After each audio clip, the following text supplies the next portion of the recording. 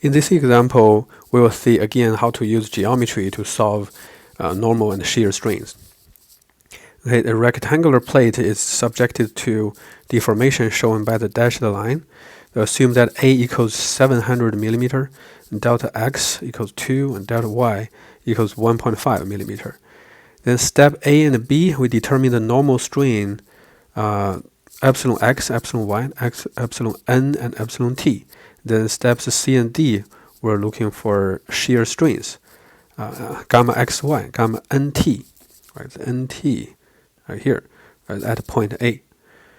Okay, I think you should be very familiar with X and Y so far. So how about NT? How can we find the normal and shear strains is about these two axes?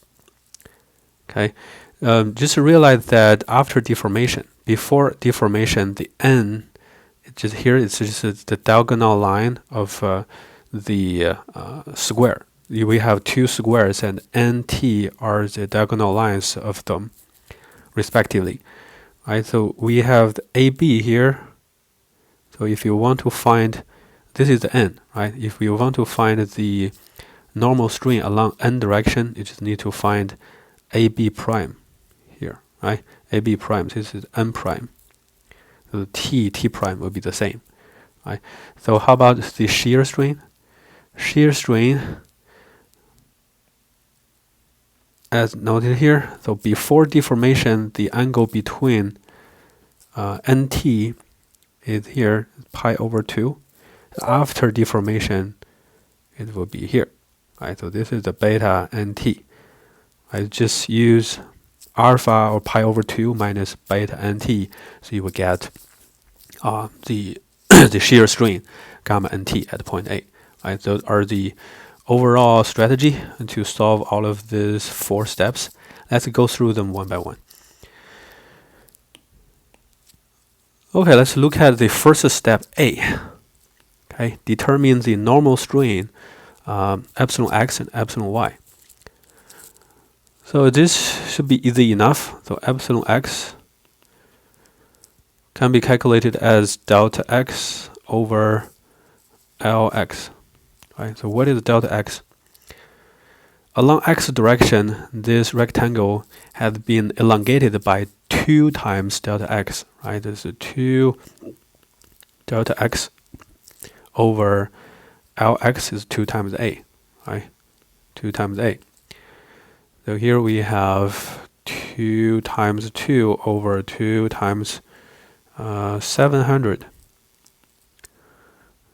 So we have here 2,857 micro strain.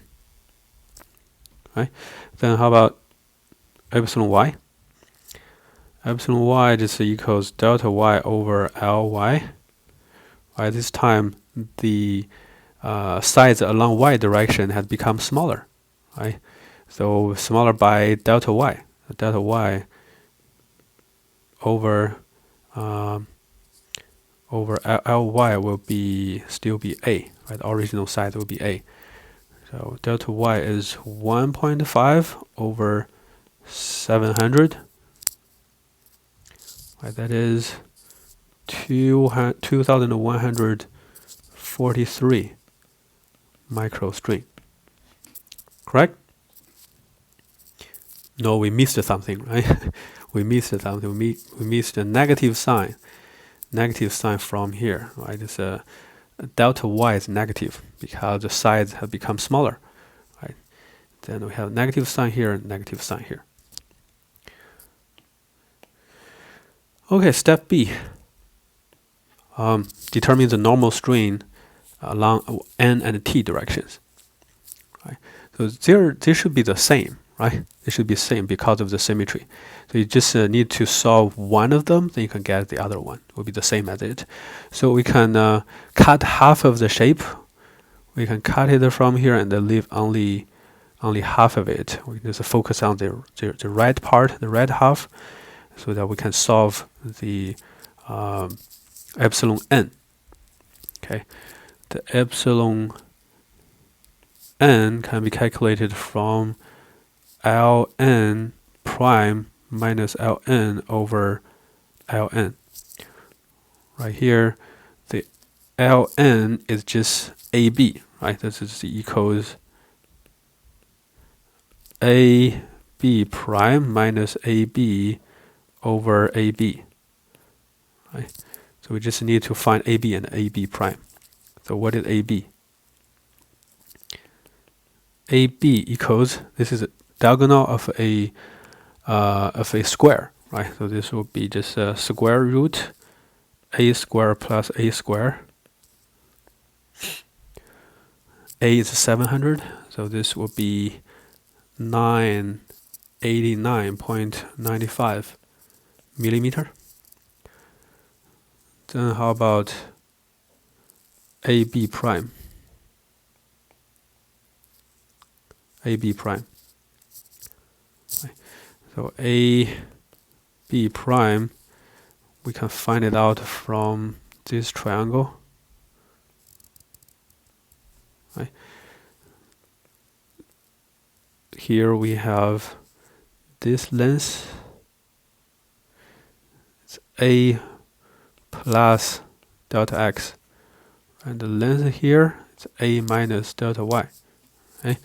So we just have A plus delta x square plus A minus delta y square root. Okay. So here we have 990.331 millimeter. Okay, so the epsilon n would be just 990.31 minus 989.95 over 989.95. Right, so we'll get 660 microstring.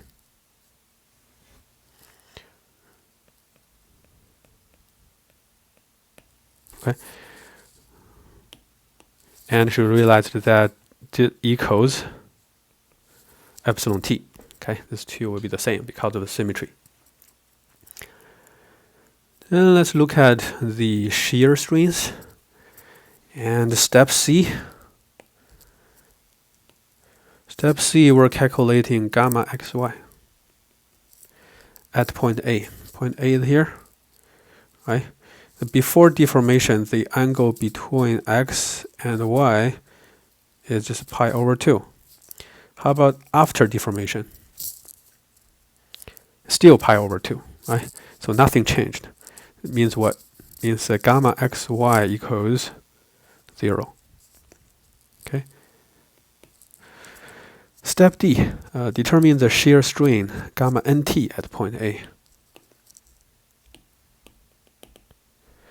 All right, as we just indicated in the beginning, this will be calculated from here.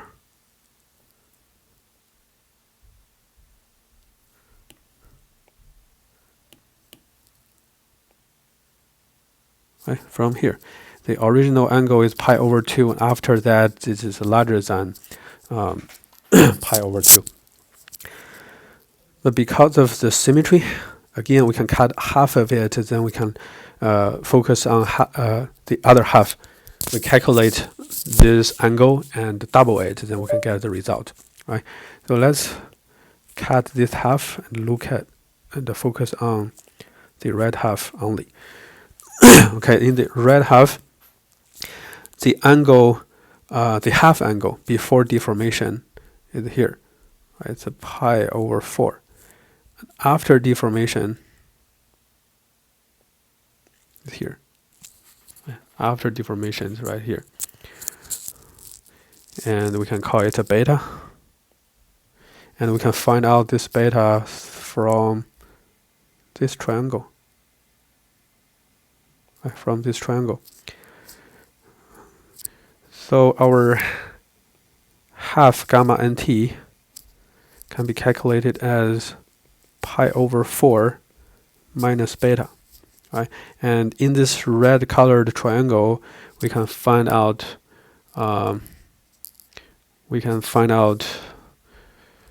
tangent beta, right? Tangent beta equals a plus delta x over a minus delta y, right? So here this will be 700 plus 2 over 700 minus 1.5. So we got 1.005. So the beta will be inverse tangent 1.005. That is 0.7879 radian.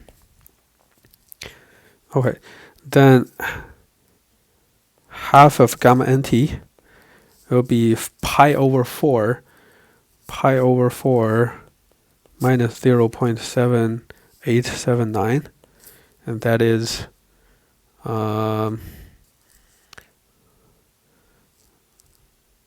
negative 0.0025 radian.